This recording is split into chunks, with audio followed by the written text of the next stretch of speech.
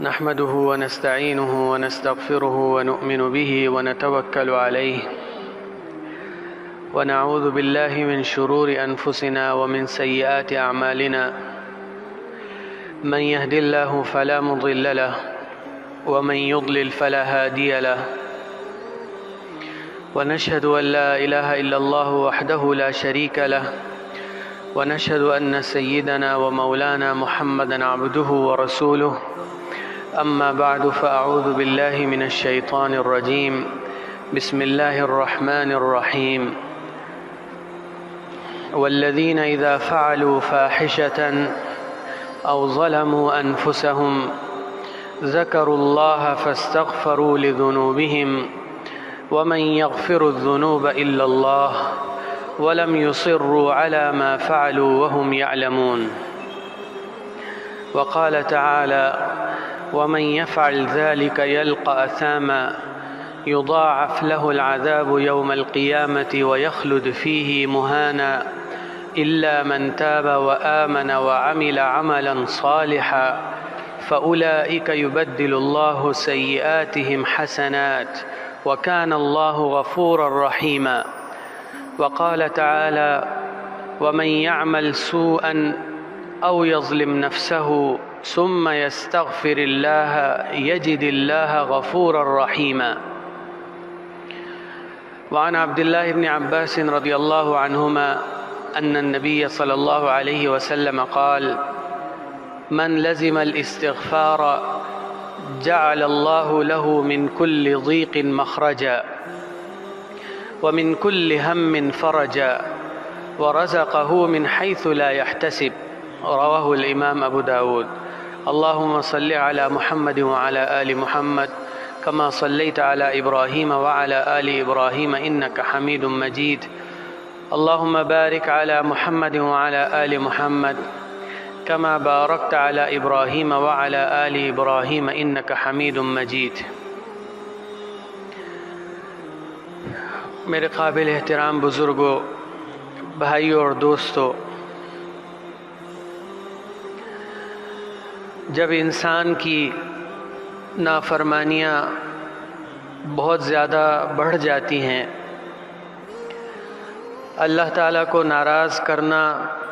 بہت زیادہ ہو جاتا ہے، تو پھر اللہ تعالیٰ کی ناراضگی بہت ساری صورتوں میں ظاہر ہوتی ہے۔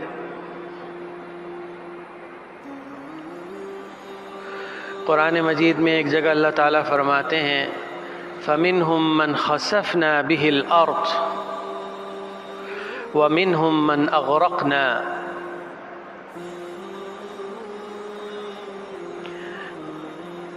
اللہ تعالیٰ نے مختلف قوموں کو نافرمانی کرنے پر،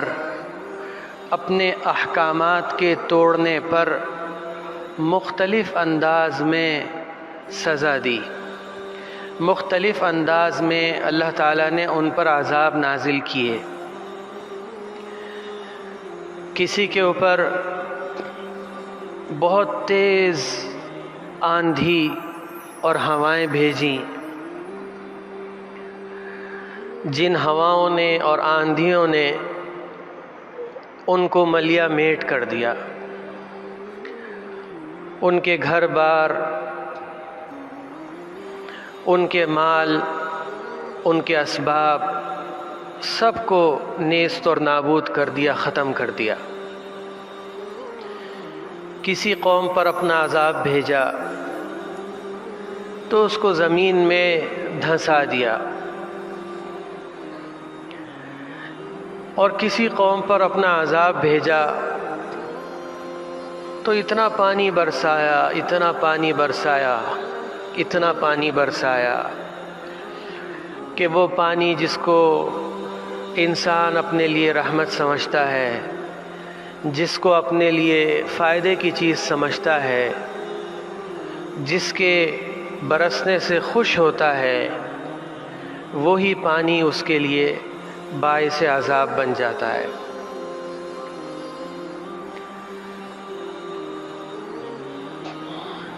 آج اس وقت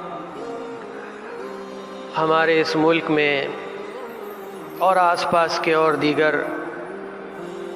ممالک اور علاقوں میں جو سیلاب کی کیفیت پیدا ہو چکی ہے، آج سے 1-1.5 مہینے پہلے جب یہ بارشیں شروع ہوئیں تو سب نے اس پر خوشی کا اظہار کیا، سب بہت خوش ہوئے کہ اللہ تعالیٰ کی رحمت برس رہی ہے۔ لیکن وہ اللہ تعالیٰ کی رحمت دیکھتے دیکھتے پریشانی میں مبتلا ہو گئی، پریشانی سے بدل گئی۔ ہم تو شاید یہاں شہر میں رہنے والے ہیں،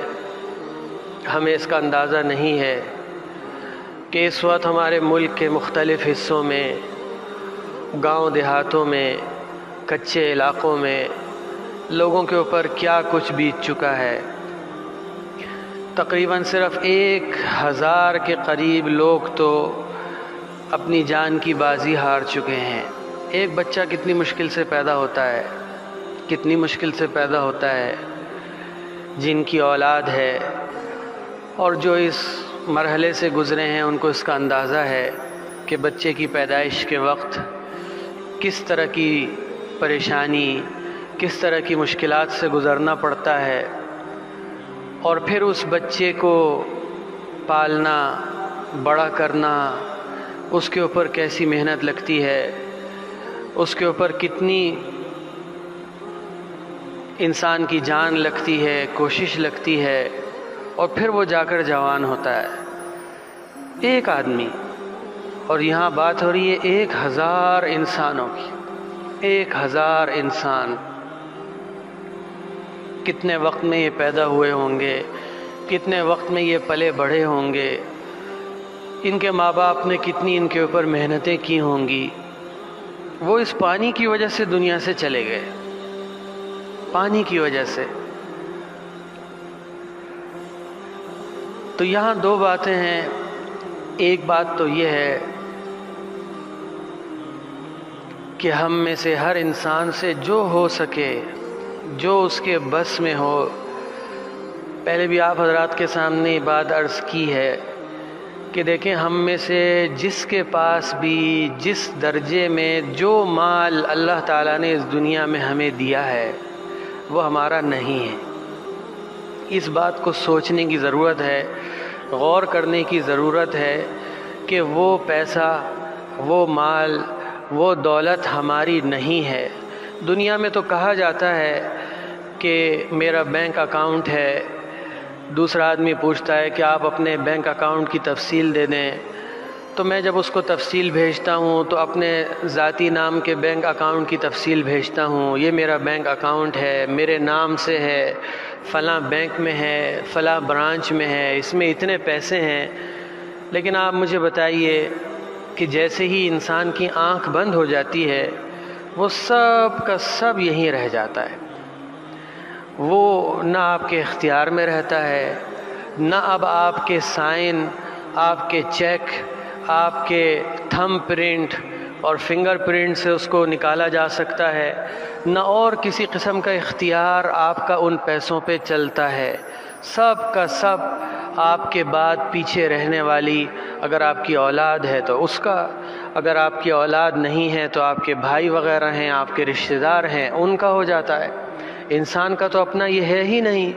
اگر انسان کا اپنا یہ مال ہوتا تو جب وہ دنیا میں آیا تھا تو اپنے ساتھ لے کر آتا اور دنیا سے جاتے وقت اپنے ساتھ لے کے جاتا۔ ہم کسی رشتہ دار کے گھر رہنے کے لیے جائیں 3-4 دن کے لیے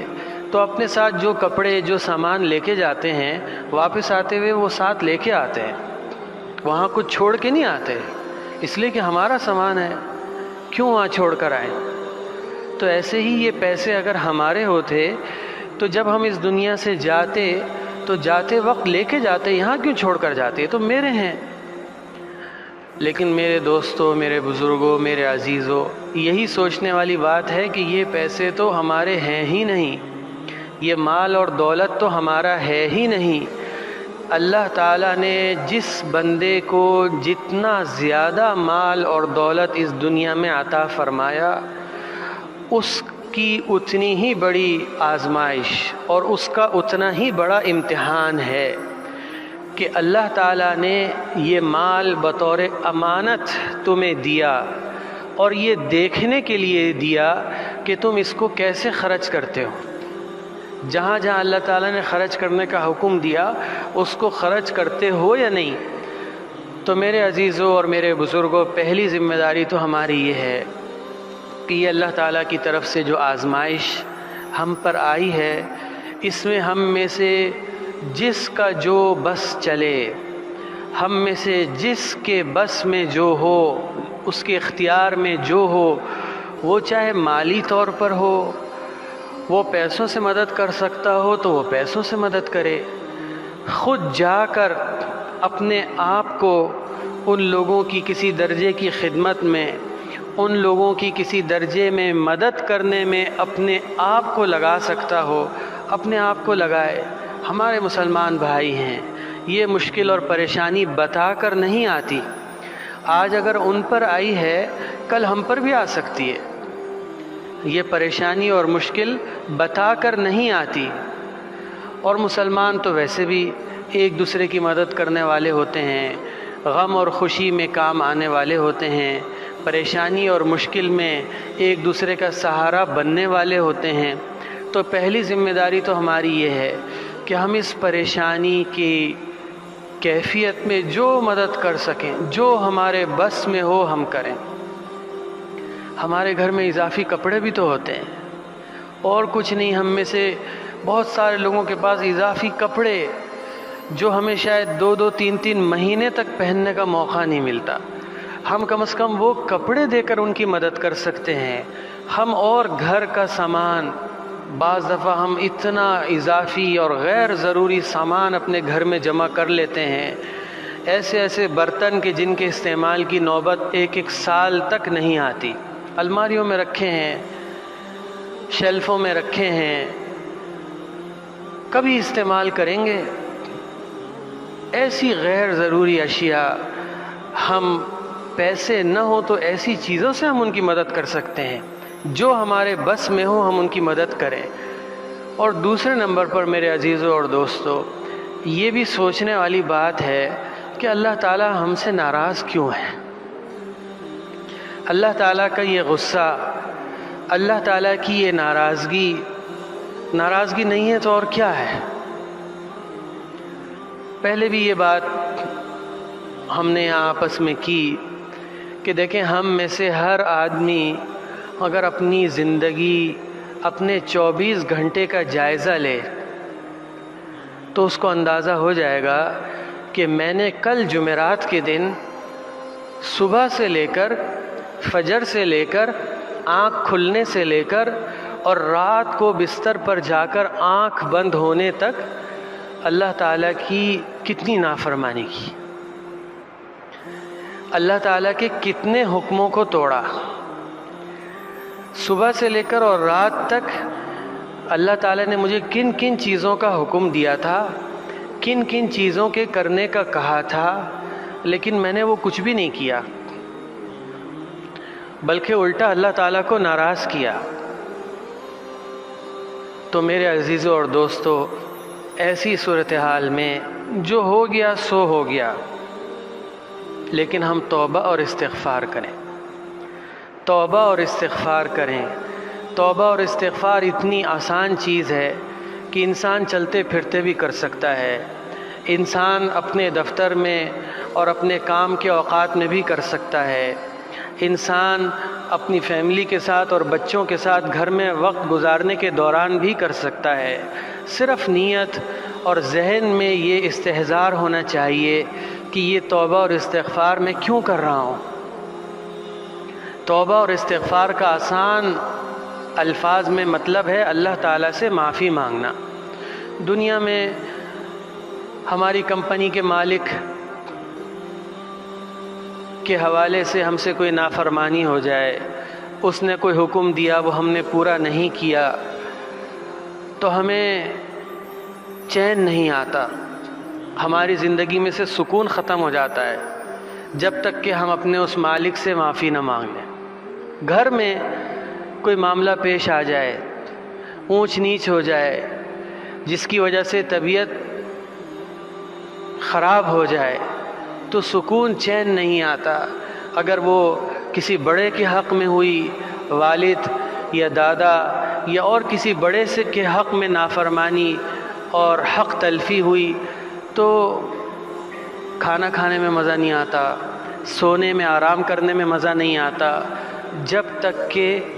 اس سے معافی نہ مانگ لیں۔ اور یہاں معاملہ کس کا ہے؟ اللہ تعالیٰ کا، ہمیں پیدا کرنے والا، ہماری ایک ایک چیز کا خیال کرنے والا، ہمیں روزی روٹی دینے والا، ہمیں ہر لحاظ سے اطمینان اور سکون میں رکھنے والا، اس کی ہم روزانہ نافرمانی کریں،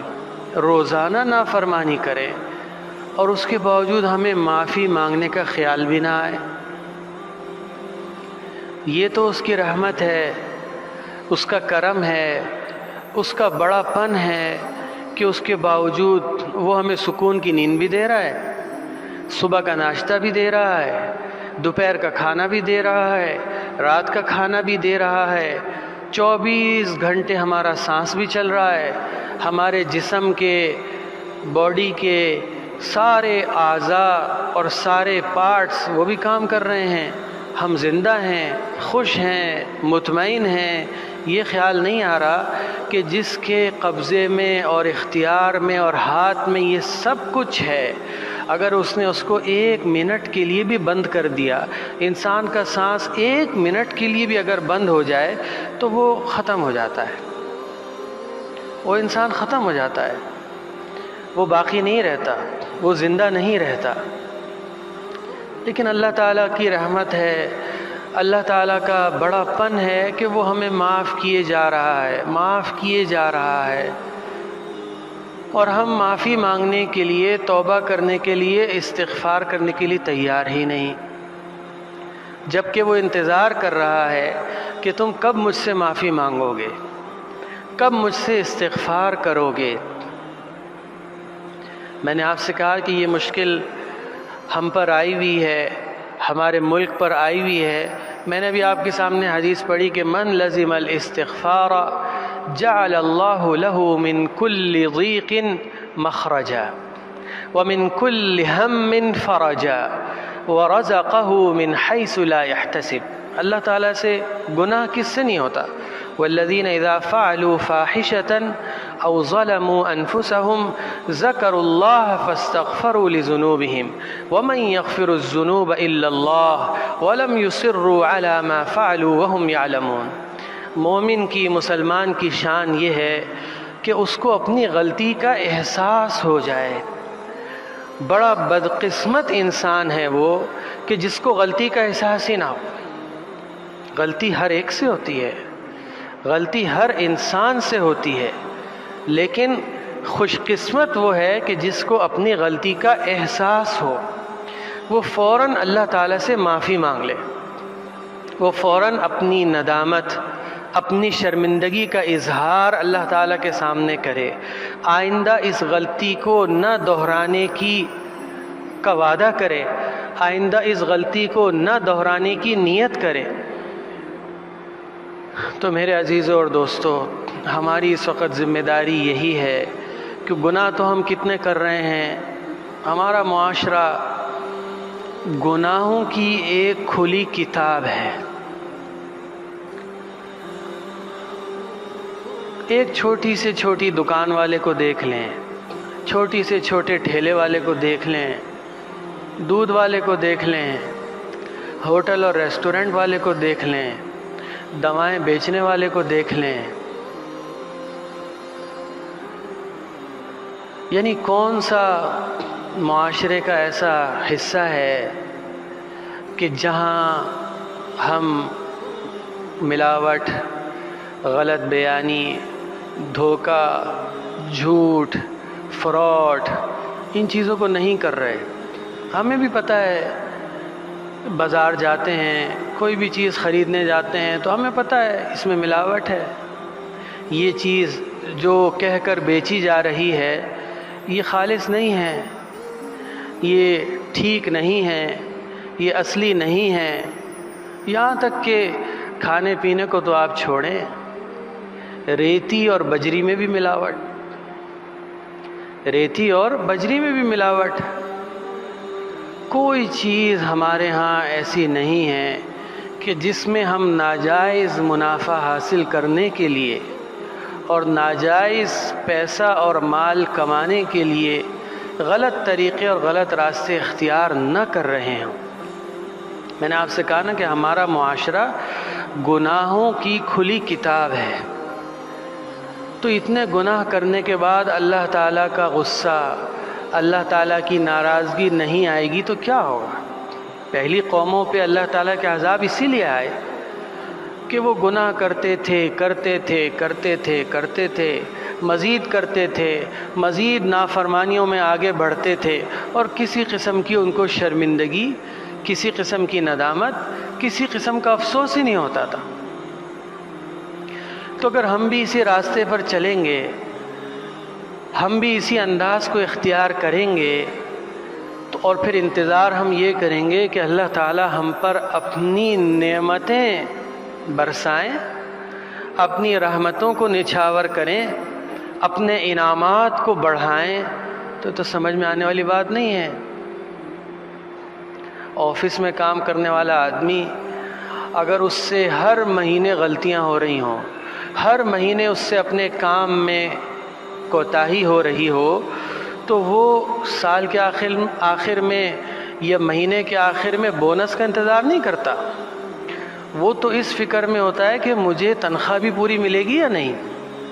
پتہ نہیں میری تنخواہ بھی پوری ملے گی یا اس میں سے کاٹی جائے گی، اس لیے کہ میں نے تو کام ہی پورا نہیں کیا۔ بونس کا تصور تو صرف اس کے ذہن میں آتا ہے کہ جس نے اپنے مقررہ کاموں سے بھی زیادہ کام کیا، کمپنی کو زیادہ سے زیادہ فائدہ پہنچانے کی کوشش کی، وہ بونس کا انتظار کرتا ہے۔ جس نے اپنی ذمہ داری ہی پوری نہیں کی، جو کام اس کے ذمے میں تھا اس نے اسی کو ادا نہیں کیا، تو اس کو تو یہ بھی لالے پڑے ہوئے ہوتے ہیں کہ مجھے پتہ نہیں تنخواہ بھی پوری ملے گی یا نہیں۔ تو ہمارے کام کیا ہیں، صبح سے شام تک اعمال ہمارے کیسے ہیں، اور پھر امیدیں ہم نے اللہ تعالیٰ سے یہ لگائی ہوئی ہیں کہ اللہ تعالیٰ ہم پہ اپنی نعمتوں کو مزید بڑھائیں، اپنی رحمتوں کو مزید بڑھائیں، اپنے انعامات کو مزید بڑھائیں۔ تو یہ تو ممکن ہی نہیں ہے۔ اصولاً تو یہی ہونا چاہیے کہ ہم پہ اللہ تعالیٰ کی ناراضگی آئے،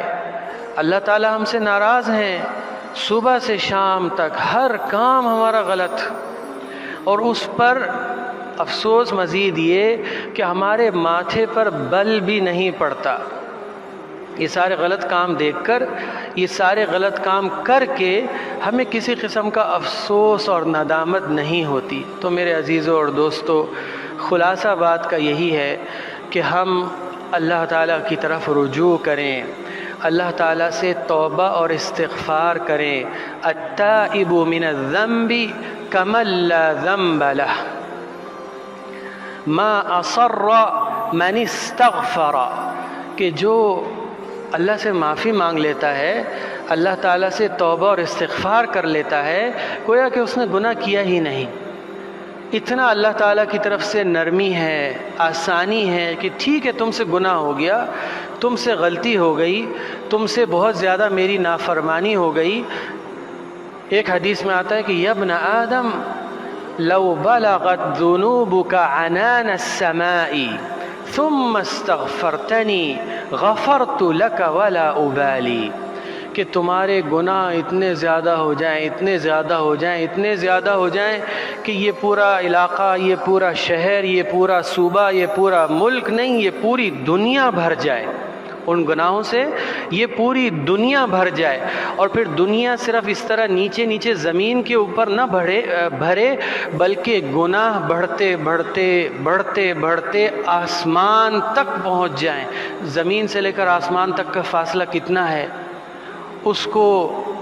معلوم کرنا ہی ممکن نہیں ہے ہمارے لیے، یہ آسمان تک پہنچ جائیں، پھر اس کے بعد تم مجھ سے معافی مانگو گے تو میں معاف کر دوں گا، اور میں اس کی کوئی پرواہ نہیں کروں گا، یہ میرے لیے کوئی بڑا کام نہیں ہے، یہ میرے لیے کوئی بڑی چیز نہیں ہے۔ ایک حدیث میں آتا ہے کہ جب شیطان کو اللہ تعالیٰ نے جنت سے نکالا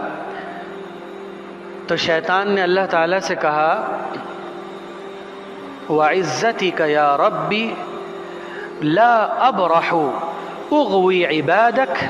مَا دَامَتْ أَرْوَاحُهُمْ فِي أَجْسَادِهِمْ، کہ ٹھیک ہے آپ نے مجھے جنت سے نکال دیا، اب میں کیا کروں گا، میں دنیا میں جا کر آپ کے بندوں کو بہکاتا رہوں گا۔ کب تک بہکاؤں گا؟ جب تک کہ ان کے جسموں میں، ان کے بدنوں میں روح باقی رہے گی، یعنی جب تک وہ زندہ رہیں گے میں نہیں چھوڑوں گا ان کو، میں بہکاتا رہوں گا، گناہ پر آمادہ کروں گا، برے کاموں کو، گندی چیزوں کو اچھا کر کر کے دکھاؤں گا تاکہ یہ آدمی گناہ کرے، یہ آدمی برے کام کرے، غلط کام کرے۔ تو اللہ تعالیٰ نے جواب دیا فقال الرب تبارک و تعالی وعزتی وجلالی لا ازال اغفر لهم ما استغفرونی، او کما قال رسول اللہ صلی اللہ علیہ وسلم، کہ ٹھیک ہے تم بہکاتے رہو، تمہارا کام یہ ہے کہ تم میرے بندوں کو بہکاتے رہو، اور میرا کام کیا ہے کہ میں اپنے بندوں کو معاف کرتا رہوں گا۔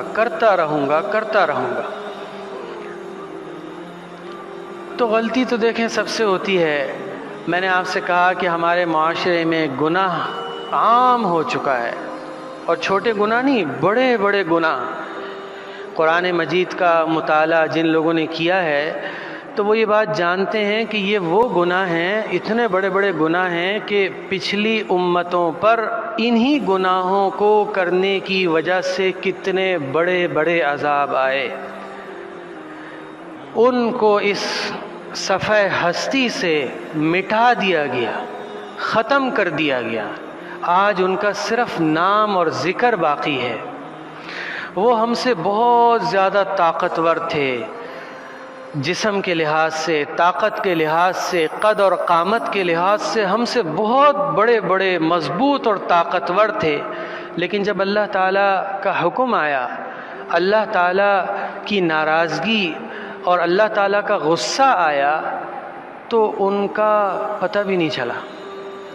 وہ گناہ ہم کر رہے ہیں، اور ان گناہوں کے کرنے کے بعد امید یہ لگائے بیٹھے ہیں کہ اللہ تعالیٰ کی رحمتیں آئیں گی، اللہ تعالیٰ کی نعمتیں اور انعامات آئیں گے، تو یہ بہت بڑا ایک تعارض ہے، ایسا ممکن نہیں ہے۔ تو اللہ تعالیٰ سے ہمیں معافی مانگنی چاہیے، توبہ اور استغفار کرنا چاہیے، زیادہ سے زیادہ کرنا چاہیے۔ میں نے جیسے شروع میں کہا کہ ہم اپنے ان بھائیوں کو جو اس وقت پریشانی میں ہیں، مدد کرنا تو ہمارا فرض ہے، پیسوں کے لحاظ سے ہو، اپنے آپ کو کسی کام میں شامل کر کے ہو، وہ تو ہمارا فرض ہے ہی ہے، لیکن اس کے ساتھ ساتھ اس پر بھی غور کرنے کی ضرورت ہے کہ اللہ تعالیٰ کی ناراضگی کیوں آئی،